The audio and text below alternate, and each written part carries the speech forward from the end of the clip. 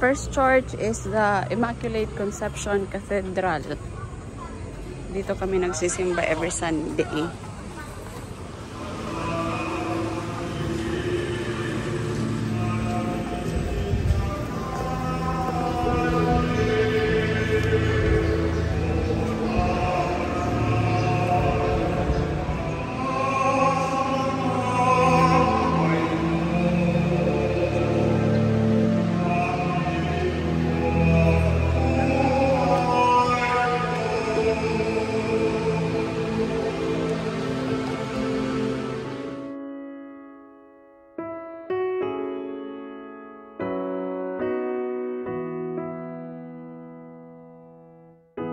Second church namin ay ang Latin Church. Dito lang malapit din sa Immaculate Conception.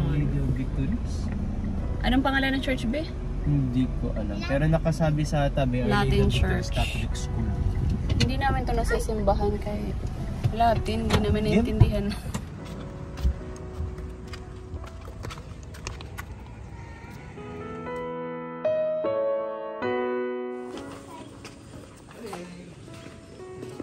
So you can cover your shoulders. Ay, oo nga pala.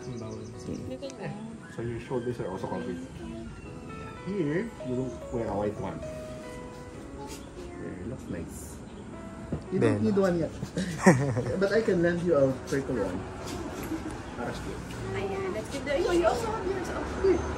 Circle. Thank you. You're welcome. There you go. You get your free rosary later when you come. Okay.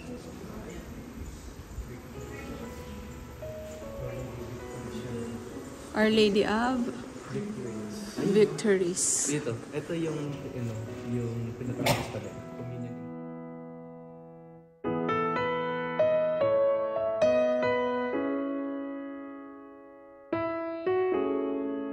Baby, show me your rosary. Tingin. Wow. And yours? Okay. Hold tatay na.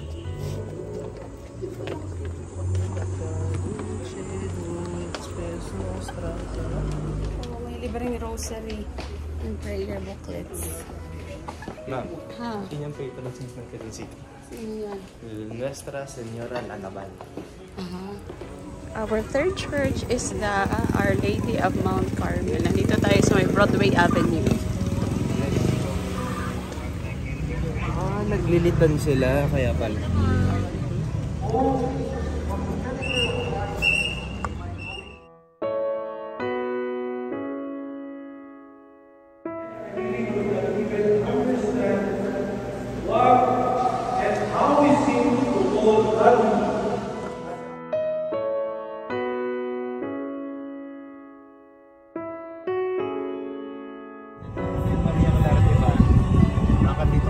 Pasok tayo Intramuros. Nandito ang Manila Cathedral at ang San Agustin Church.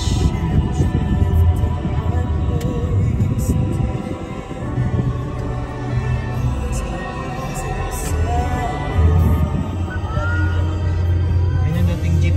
Kalesa. Dito sa left niya. Kawawa naman yung horse. It's so hot. Pero nakapalbalat din. Kahit.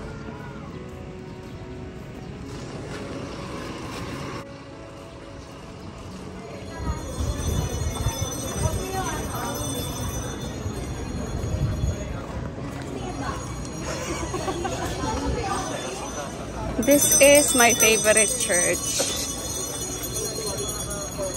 San Agustin Church. Ano na? May media.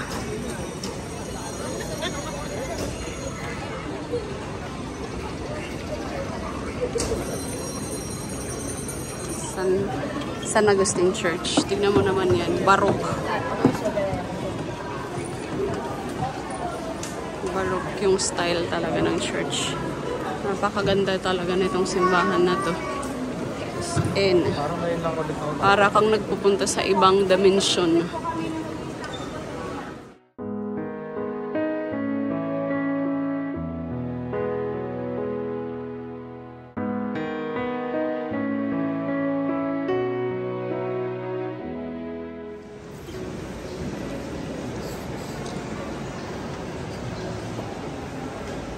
Grabe naman yung culture dito.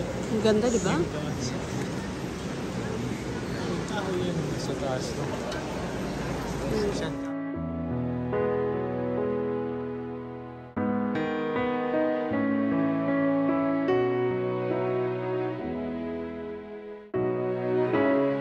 Parang ano na lang ito. Printed.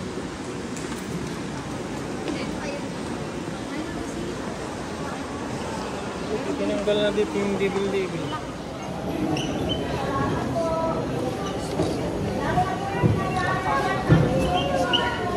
Inaiwan daw siya. Next church is Manila Cathedral.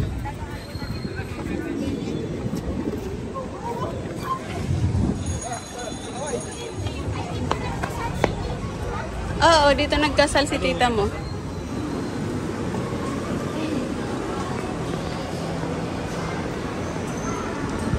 Air conditioned dito.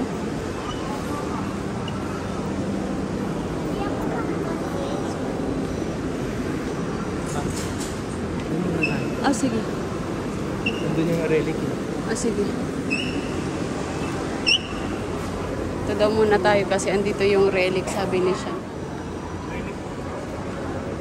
Pipila sila sa relic. Aliga, explain ko sa'yo kung ano yung relic.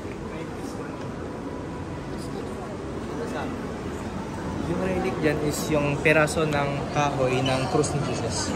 Yung actual cross na ginamit kay Jesus. May piece. Andyan. Binuhat niya. Just yung pinaka. Hindi, may piece dyan. So, itong relic na to, para diba itong nandito? Hindi. Ngayon ko lang nakita yan.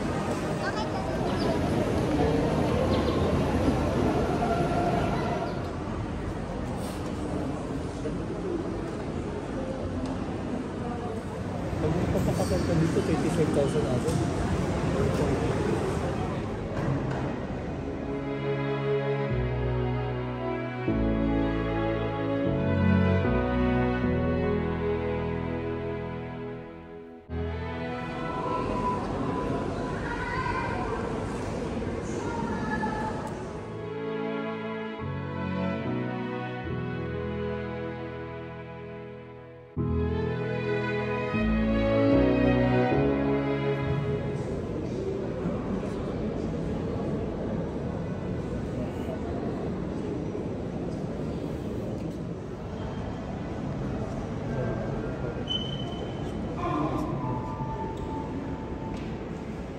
Yan yung relic, yan yung hawak mo.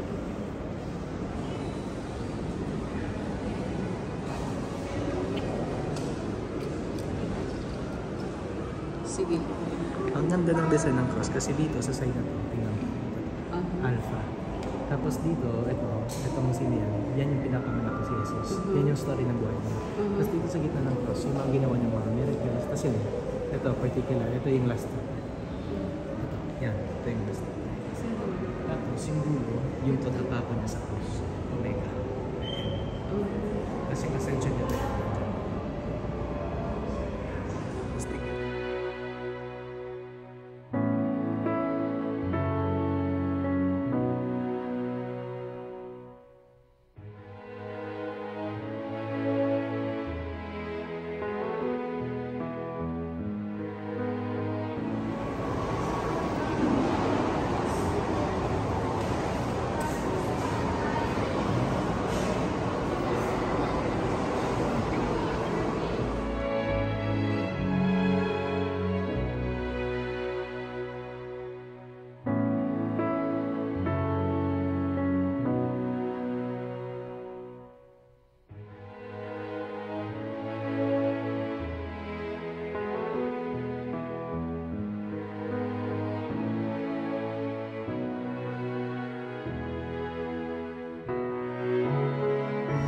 Next church is San Sebastian Church.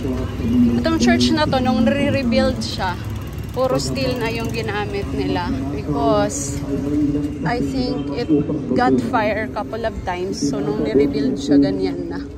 Para din earthquake proof siya. Parang sa kabila ng pagdurusa.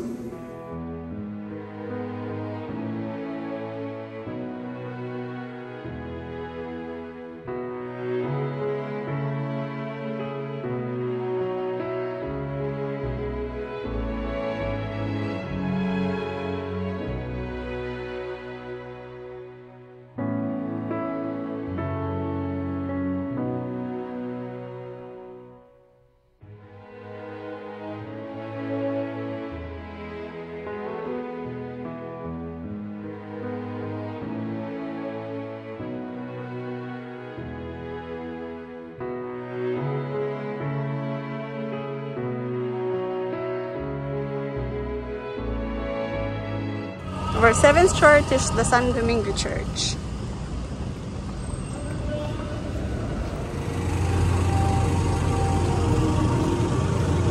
Dito pala kami sa side.